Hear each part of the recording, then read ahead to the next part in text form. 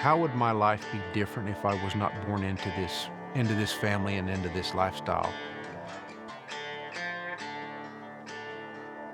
I honestly, I could not imagine myself doing anything else.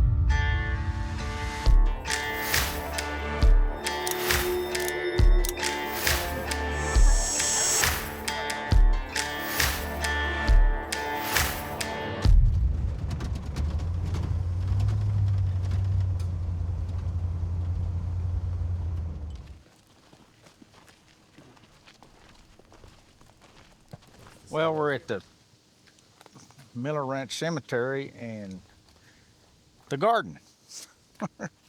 Our parents are here. Clay E. and Joe Ellen Miller are buried here. Bill, We went to the hospital. Albert was already up there, and I took the van up there and we brought him down here. And Jim brought a bunch of dry ice from Odessa. We threw it in the casket, and it lasted how long?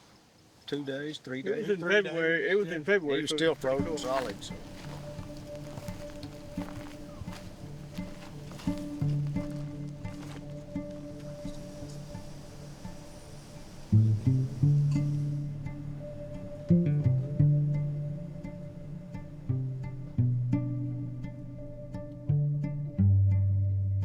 To get to a mall, or if you've got to have your Frappuccino or your cafe latte, it's going to take nearly 3 hours from right here.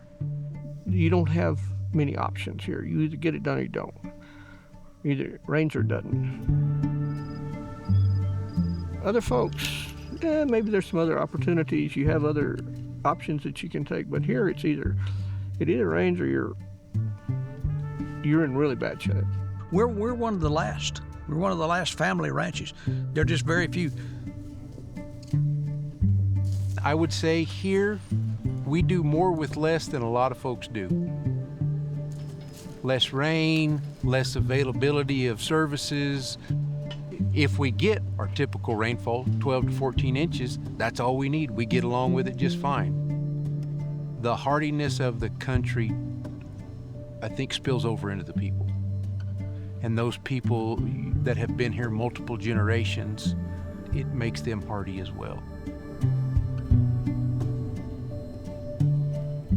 My grandfather's name was Clay S.P. Miller, as was my father's name. Sometime in the early teens, he was able to buy a little place. Then World War I happened, and he enlisted and joined the Navy and went to war. When he came back, was able to purchase this place in 1925. I remember my grandmother telling me that they would lay there in bed and she could feel my grandfather tapping on the bed with his fingers like this, trying to decide whether he wanted to borrow the money to buy some more country, because it was a big step. I guess the earliest memory that I have is 1960 when my grandfather passed away and we actually moved to this house from another place here on the ranch. That's the four of us, and this is Clay and his sister, my dad and his sister there. First memories are kind of the vivid ones of my mother just kind of released Bill and I, and we were the oldest. We'd just wander off out in the pasture. We'd go out there and maybe stay all morning, just by ourselves. I always found it kind of remarkable that the way mothers are today, that my mother never worried too much about us. Even as kids, we kind of knew how to stay out of rattlesnakes, and they weren't going to chase us. We just avoided them. We were kind of footloose and fancy-free, hardly any restrictions. Growing up here was never boring. Our city cousins would come and say what a boring life we had, but we knew better than to tell our parents we were bored because they'd find us something to do. We're always going to work with my dad from a very young age, and working cows and everything that has to do with ranch life. As soon as we were big enough, we were part of the labor. We of course learned to ride early. My grandfather, who was also named Clay S.P. Miller, he was a junior. In his younger years, worked cattle and horseback because that was the only way to do it.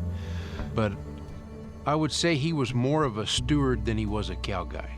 He was always very conscientious about taking care of the ranch and his family because the ranch took care of the family. So if you didn't take care of the ranch, you couldn't take care of your family. I like to think that my father was a little bit of an enigma in this part of the world. He was very much a cow person. That was his business. But he was certainly more of a naturalist, more of a, some would say almost a Renaissance man. He was very interested in all things scholarly. Was educated as a zoologist from University of Texas and exhibited that all through his ownership of this.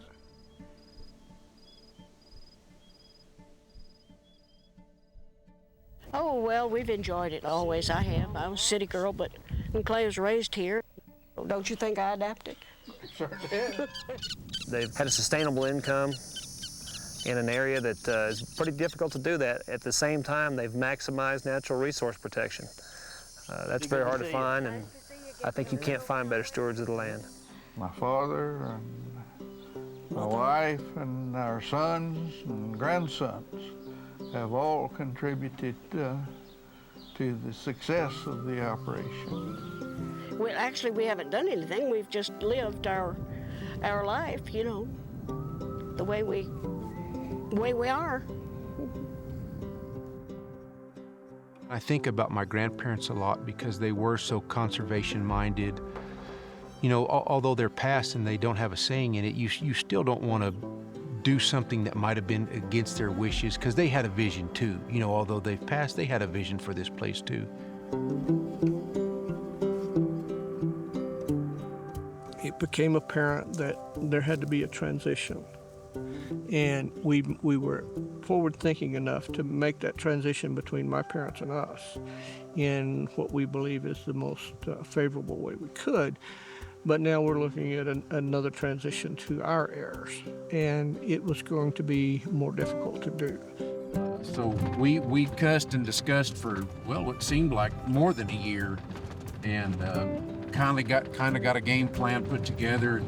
Spoke and through this entire process, you know, obviously speaking with TALT and kind of working through the ins and outs, the do's and don'ts of the easement. Texas Land Trust, their mission is very simple, is to keep Texas private lands in the private landowners' hands. That's basically it. They want to keep the ag lands as ag working lands.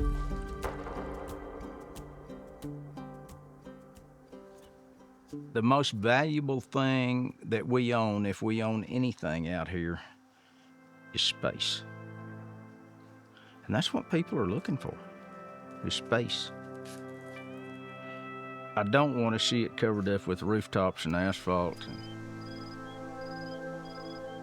Unfortunately, not everybody has ever had the opportunity to sit on a piece of land that was their own. You look around Texas and you see how much land is being developed and how fast it's being developed.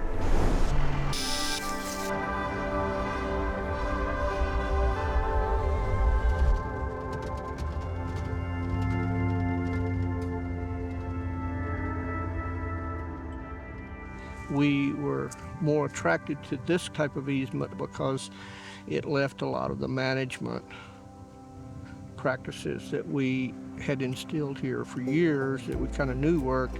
They were going to let us continue to do that. Number one, I think we had a desire among all of us to keep this place together.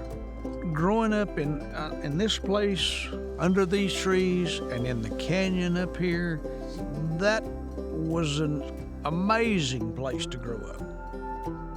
And I think what we really want is to see that continue.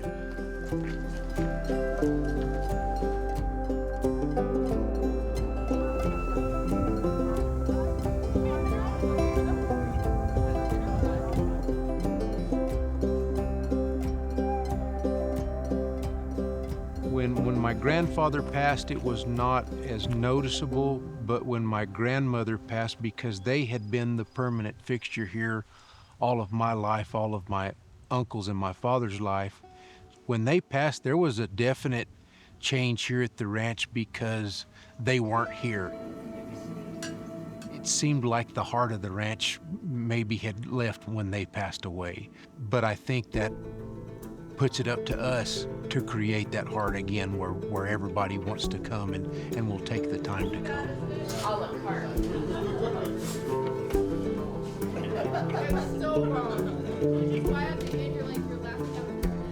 We've been very fortunate. We've not always had the highest lifestyle, but we've had some things that nobody else had. Nobody else could experience. Our grandfather and our father both passed on legacies of conservation because they felt like this was where they wanted to live. We followed the same practice and certainly hope to pass it on to my kids and grandkids and the rest of the family on down the line. You know, we don't really own this place. We're just here taking care of it and trying to make it better. I mean, that's the aim.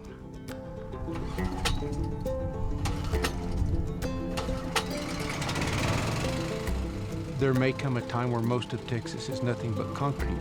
And this place, there will be children that have never set foot in dirt, and they can come here and set foot in dirt.